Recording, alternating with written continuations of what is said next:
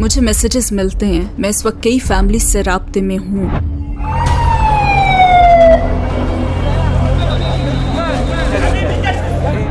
اس نے کہا لیکن یہ تو بچوں کی لٹکتی ہوئی کھالیں، ماؤں کے کٹے ہوئے ہاتھ اور لوگوں کو جل کر مرتا دیکھ رہے ہیں۔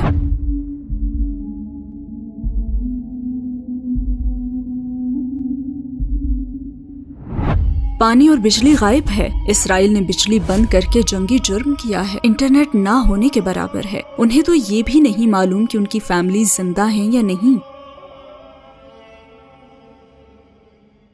السلام علیکم سسٹر لورین بوتھ، ہماری دعوت قبول کرنے کا شکریہ۔ ہم بطور امت بہت مشکل وقت سے گزر رہے ہیں۔ ہم جانتے ہیں کہ فلسطین میں ہمارے بھائی اور بہنیں بے گھر ہو چکے ہیں، بچے مر رہے ہیں، کھانے پینے کی اشیاء، پانی اور بجلی غائب ہے۔ وہ بالکل بے یار و مددگار ہیں۔ ایک جرنلسٹ کی حیثیت سے آپ کئی مرتبہ ان لوگوں میں رہی ہیں، آپ کو دونوں فریقوں کی طرف سے واقعات دیکھنے کا موقع ملا ہے۔ اس مسئلے کے حوالے سے میڈیا میں بہت کچھ کہا گیا، مگر کیا آپ ہمیں وہاں کے موجودہ حالات بتا سکتی ہیں؟ وہاں موت کا ایسا کھیل کھیلا جا رہا ہے جسے فلسطینی خصوصاً غازہ کے لوگ 50 ہفتوں 50 مہینوں سے نہیں بلکہ 50 سالوں سے سہ رہے ہیں۔ یہ کوئی 10 دن پرانا جھگڑا نہیں ہے، یہ 2 ہفتوں کی بات نہیں ہے، یہ سب ہفتے بھر پہلے شروع نہیں ہوا۔ میں یہاں یہی بات کہنا چاہتی ہوں کہ یہ فلسطین کے لوگوں کے لیے درد کا ایک طویل عرصہ ہے، جہاں ان کے وسائل اور پھر ان کی دھرتی کو صہیونیوں نے پورے منصوبے اور بدنیتی کے ساتھ ہتھیا لیا، اور یہ کسی قوم پر غلبہ پانے کا ایک غیر اخلاقی طریقہ ہے، اور یہ کوئی نئی بات نہیں ہے۔ گزشتہ رات میں نے اپنے دوست یاسر سے بات کی، وہ غازہ شہر میں ہی ہے۔ اللہ اسے اور اس کی فیملی اور ہمارے تمام بھائیوں اور بہنوں کو اپنی امان میں رکھے، آمین۔ میں نے اس سے کہا تم کہاں ہو؟ کہنے لگا کہ ہم اپنے گھر سے باہر ہیں۔ میں نے پوچھا بچے کیسے ہیں؟ اس کے 2 چھوٹے بچے ہیں۔ کہنے لگا واللہ سسٹر وہ اذیت میں ہیں، آخر بچے ہی تو ہیں، وہ بھی 10 سال کے بھی نہیں ہیں۔ پھر کہنے لگا جب میں انہیں دیکھتا ہوں تو سوچتا ہوں کہ انہیں تو اس وقت اپنا ہوم ورک کرنے یا ساحل سمندر پر کھیلنے یا سیر سپاٹوں میں مگن ہونا چاہیے تھا۔ کھیل کے میدان میں یہ دوسرے کے پیچھے دوڑتے لطف اندوز ہو رہے ہوتے، لیکن یہ تو بچوں کی لٹکتی ہوئی کھالیں، ماؤں کے کٹے ہوئے ہاتھ اور لوگوں کو جل کر مرتا دیکھ رہے ہیں۔ یہ کیسا بچپن ہے؟ ذرا 1 سیکنڈ کے لیے تصور تو کریں، ان لوگوں کو پانی تک نہیں مل رہا، وہ گھونٹ گھونٹ پانی پی کر گزارا کر رہے ہیں۔ میں نے آج دن کے 3 گھونٹ پی لیے، میں نے آج کے لیے پانی کا 1 کپ پی لیا اور بس۔ پھر وہاں بجلی بھی نہیں ہے۔ اسرائیل نے بجلی بند کر کے جنگی جرم کیا ہے، انٹرنیٹ نہ ہونے کے برابر ہے۔ انہیں تو یہ بھی نہیں معلوم کہ ان کی فیملیز زندہ بھی ہیں یا نہیں، اور پھر انہیں گھروں سے نکل جانے کو کہا جاتا ہے۔ میں ایسی فیملیز کو جانتی ہوں جو گزشتہ رات سڑک پر سوئی ہیں، اور پھر سب کے بعد بمباری بھی ہو رہی ہے۔ سبحان اللہ۔ اور کیا آپ کو ہمارے فلسطینی بھائیوں اور بہنوں کی طرف سے میسیجز ملتے ہیں؟ ہاں میسیجز مجھے ملتے ہیں میسیجز۔ میں اس وقت کئی فیملیز سے رابطے میں ہوں، سب یہی کہتے ہیں کہ ہمارے لیے دعا کریں، شاید یہ میری زندگی کا آخری دن ہو۔ محمد ازور 10 سال پہلے ایک اسرائیلی میزائل حملے میں ان کی ٹانگیں پہلے ہی ضائع ہو چکی ہیں۔ یہ باسکٹ بال کے کھلاڑی ہیں، ویل چیئر میں بیٹھے ایک پروفیشنل باسکٹ بال کھلاڑی۔ انہوں نے کہا یہ ہمارا آخری دن ہو سکتا ہے، ہمارے لیے دعا کریں۔ مجھے سڑکوں پر بیٹھے والدین نے بتایا کہ وہ ہمارے گھر بانٹ رہے ہیں، ہم چھوڑ کر نہیں جائیں گے۔ اور میرے کچھ دوست مجھ سے پوچھتے ہیں آپ کیسی ہیں؟ آپ کا حوصلہ قائم ہے نا؟ آپ ٹھیک ہیں؟ اور واللہ یہ جملے مجھے توڑ کر رکھ دیتے ہیں۔ ان کا مجھ سے یہ پوچھنا کہ آپ ٹھیک ہیں، ان کے مضبوط ایمان کی گواہی ہے۔ میں یہاں استنبول میں اتنی آسائش میں بیٹھی ہوں، لیکن ان کا ایمان انہیں امت کے لیے فکر مند رکھتا ہے۔ کیا ہم بھی بطور امت ان کی اتنی ہی فکر کرتے ہیں؟ مغرب کے بہت سے لوگوں بلکہ سیلیبریٹیز مثلاً جسٹن بیبر نے اسرائیل کی حمایت میں میسیجز پوسٹ کیے۔ ایسے لوگ بھی ہیں جو کہتے ہیں حماس نے شہریوں کا قتل عام کیا ہے، اس لیے اسرائیل حملہ کر رہا ہے، یہ سیلف ڈیفینس ہے۔ کیا اس مسئلے کو اس طرح دیکھا جا سکتا ہے؟ کیا غزہ پر ہونے والی تمام بمباری کا یہ جواز دیا جا سکتا ہے؟ جسٹن بیبر اور اس جیسے لوگ کہتے ہیں شش خاموش، اپنی زبان مت ہلاؤ، فلسطین کا لفظ بھی منہ سے نہ نکالو، آپ ایسا نہیں کر سکتے۔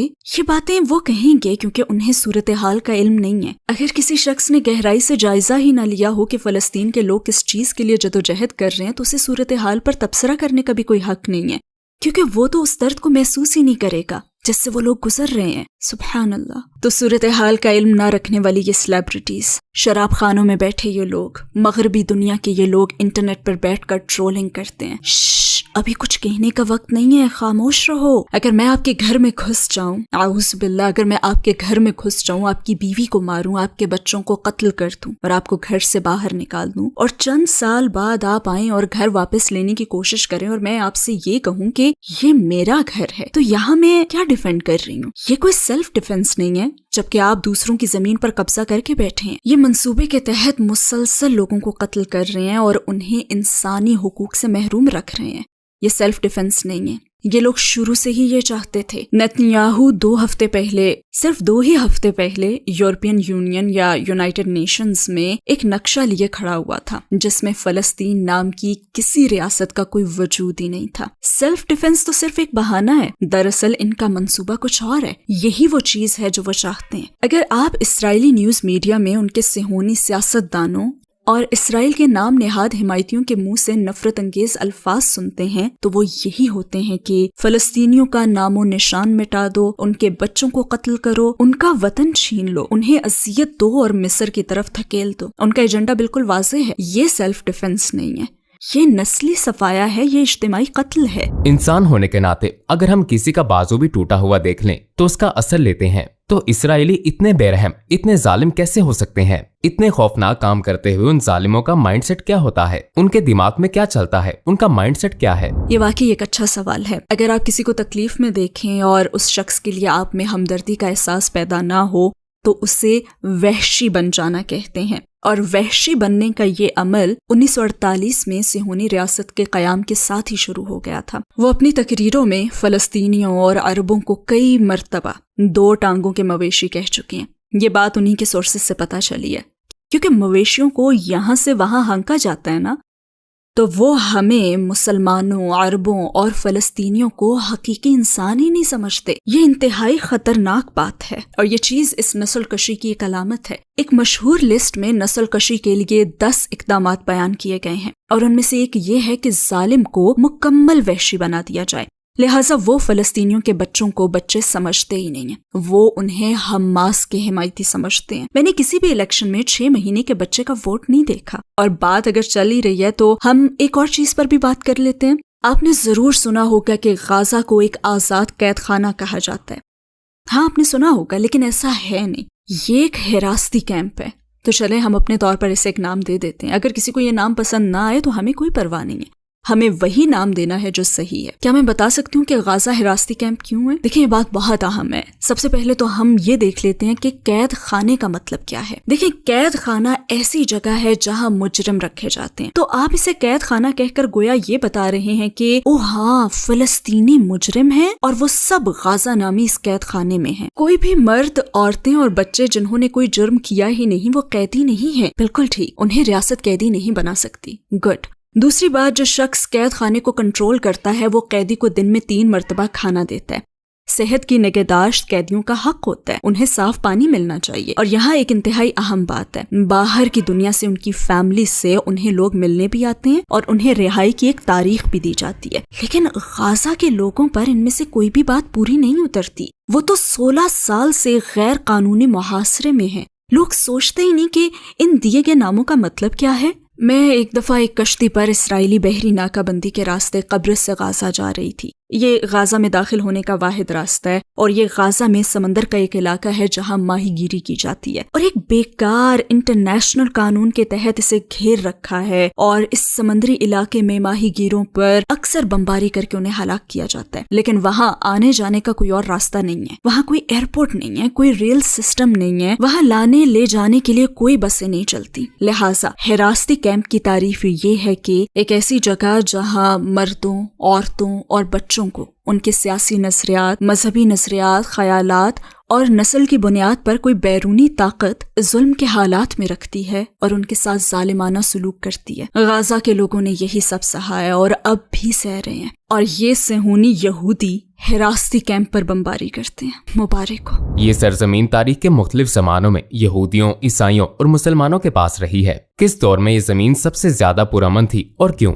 تاریخ میں 2 زمانے ایسے گزرے ہیں جن پر بات کرنا بہت ضروری ہے، جب ہم نے یروشلم میں امن قائم ہوتے ہوئے دیکھا ہے۔ ان میں سے پہلا زمانہ وہ تھا جب حضرت عمر رضی اللہ عنہ نے یروشلم فتح کیا تھا۔ اس کے بعد سے صلیبی عیسائی جنہوں نے حضرت عمر رضی اللہ عنہ کے یہاں آنے سے بھی 1000 سال پہلے اس پر قبضہ کر کے تمام یہودیوں اور یروشلم میں رہنے والوں کا قتل عام کیا. اور جب حضرت عمر رضی اللہ عنہ یہاں آئے تو انہوں نے فرمایا میں عیسائی چرچ میں نہیں بلکہ باہر نماز پڑھوں گا کیونکہ اسے یہاں قائم رہنے کا حق ہے. یہ تاریخ کا حصہ ہے اور میں اس کے اندر نماز پڑھ کے اسے ختم نہیں کرنا چاہتا. اور آج تک وہاں ہولی سیپولکر کا چرچ ہے جو عیسائیت کے مقدس ترین مقامات میں سے ایک ہے. اور اس کے پاس ہی ایک بہت چھوٹی سی مسجد ہے جس کا نام مسجد عمر ہے. اور پھر وہ زمانہ آیا جب پیغمبر محمد صلی اللہ علیہ وآلہ وسلم کے دوست کی طرف سے یہودیوں کو یہاں دوبارہ ویلکم کیا گیا. کیا آپ کو معلوم تھا؟ انہیں دوبارہ ویلکم کیا گیا. سبحان اللہ. اور پھر عثمانی آئے اور 500 سال تک یہ 3 مذاہب کا ایک پرامن معاشرہ بنا رہا. سبحان اللہ. یہ ممکن ہے لیکن صہیونیت کے ساتھ یہ ممکن نہیں ہے کیونکہ وہ چاہتے ہی نہیں ہیں. ان کی یہ چاہت ہے ہی نہیں. وہ صرف یہودی ریاست چاہتے ہیں, صرف یہودیوں کا یروشلم. وہ یہاں عیسائیوں یا مسلمانوں کو نہیں دیکھنا چاہتے. اور ہمیں واضح طور پر یہ بات اب سمجھ لینی چاہیے کیونکہ وہ بھی واضح طور پر بتا رہے ہیں. میں پوچھنا چاہوں گا کہ جب آپ وہاں تھیں تو کوئی ناقابل فراموش واقعہ پیش آیا؟ کیا آپ نے کوئی ناقابل فراموش واقعہ دیکھا؟ غازہ میں کئی سال پہلے بیت حانون میں تھی اور میں ایک فیملی کو وزٹ کر رہی تھی جو باربڈ وائر میں رہتی تھی. یہ ایک جعلی بارڈر ہے جسے اسرائیلی حکومت نے بنایا ہے اور وہاں ایک گیراج جیسی جگہ تھی. گویا وہ ایک گیراج میں ہی رہ رہے تھے. آپ کی گیراج جیسی ہی تھی, بس اسے 3 گنا کر لیں. اس میں 12 افراد کی ایک فیملی رہ رہی تھی اور والدہ مجھ سے اپنے بچوں اور چھوٹے یاسین کا تعارف کروا رہی تھی جس کی پوری ٹانگوں پر فاسفورس سے جلنے کے سفید نشانات تھے, خوفناک. اور دوسرے 16 سالہ بیٹے کو اسرائیلی سنائپر کی گولی سے خوفناک تازہ زخم آیا ہوا تھا جب وہ بیچنے کے لیے کباڑ جمع کر رہا تھا. اور وہاں ایک چھوٹی سی لڑکی بھی تھی اور وہ بس یوں کر رہی تھی. انہوں نے بتایا کہ اس نے پچھلی جنگ کے بعد سے کوئی بات نہیں کی, وہ گمسم ہو گئی تھی. ہم اسے شیل شاک یا PTSD کہتے ہیں. اور باقی سب کی بھی کوئی نہ کوئی کہانی تھی. پھر اذان کی آواز آئی اور میں اس وقت مسلمان تھی, یہ 2012 کی بات ہے. میں پچھلے کمرے میں گئی اور میں بس رونا شروع ہو گئی. میں نے زاروں قطار رونا شروع کر دیا اور میں نے دعا کرنا شروع کر دی کہ اللہ میں نہیں جانتی لیکن پلیز آپ ان کی مدد کریں. اتنے میں وہ والدہ اندر آ گئیں اور انہوں نے اپنا ہاتھ میرے کاندھے پر رکھا اور کہنے لگی, حبیبتی تم کیوں رو رہی ہو؟ میں نے کہا میں آپ کے لیے رو رہی ہوں, میں غم سے رو رہی ہوں. مجھے آپ لوگوں کا غم ہے اور یہ غم بھی کہ میں کچھ کر ہی نہیں سکتی, اور مجھے یہ غم ہے کہ آپ کو ایسی ہی زندگی گزارنی ہے. انہوں نے کہا ہمارے لیے مت رو, ہم بہت خوش ہیں کیونکہ ہمارے پاس اللہ ہے اور ہم جانتے ہیں کہ اگر ہم ثابت قدم رہے تو وہ ہمیں جنت دے گا. الحمدللہ.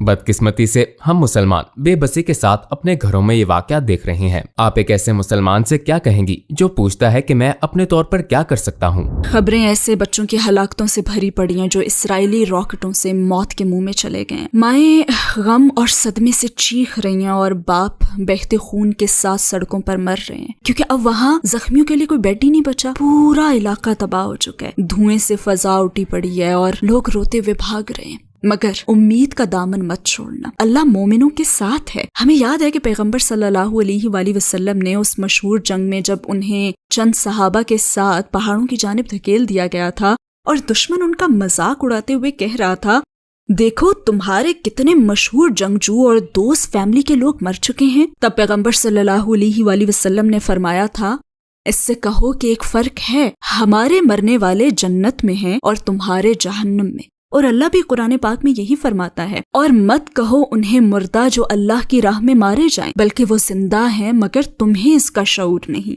اور کچھ بھائیوں نے براہ راست مجھے بتایا بھی ہے کہ انہوں نے اپنے ایک شہید ہونے والے دوست کو 7 سال بعد دیکھا تو وہ اتنا ہی تر و تازہ تھا جیسے کل ہی شہید ہوا ہو. اس کے پاس سے مشک کی خوشبو آ رہی تھی. اور واللہ بھائیوں اور بہنوں, فلسطینیوں نے کچھ جنگوں میں فرشتے اترتے ہوئے دیکھے. میرے کچھ دوستوں نے مجھے کال کی اور کہا, سسٹر کاش تم یہاں ہوتی. تو میں نے کہا, تم کیوں چاہتے ہو کہ میں وہاں بموں کے درمیان ہوتی؟ کہنے لگے کہ مجھے آپ عزیز ہیں لیکن واللہ سکینہ نازل ہوا ہے اور فرشتے ہمارے درمیان ہیں. سبحان اللہ, معجزے رونما ہوتے ہیں. حسبنا اللہ ونعم الوکیل. اللہ پر بھروسہ کرو اور اپنے دلوں کو مضبوط کرو. سبحان اللہ. یہ رونے دھونے کا وقت نہیں ہے, یہ ثابت قدم رہنے کا وقت ہے. واللہ ڈکشنری میں نا ثابت قدمی کے آگے ایک لفظ لکھا ہونا چاہیے, فلسطین. تو آئیے ہم اس موقع پر ایک بات یاد رکھتے ہیں کہ شیطان ہمیں مایوس دیکھنا چاہتا ہے. شیطان یہی چاہتا ہے, او نہیں نہیں نہیں نہیں نہیں, یہ اسلام نہیں ہے۔ فون نیچے رکھو، اپنی جائے نماز اٹھاؤ اور اس پر بیٹھو، چاہے نماز کا وقت ہو یا نہ ہو، اور کہو یا رحمان یا رحیم یا قدوس یا سلام، یا اللہ مظلوموں کو فتح یاب فرما دے، اپنے بندوں کو فتح دے دے، اپنے غلاموں کو فتح دے دے، اے اللہ ان سب پر رحم فرما، اللہ ان سب پر رحم فرما۔ ذکر کریں، ذکر کے ذریعے اپنے دل کو مضبوط کریں۔ اللہ ظالموں پر لعنت برسا، اللہ فلسطینیوں کو فتح دے دے، آمین۔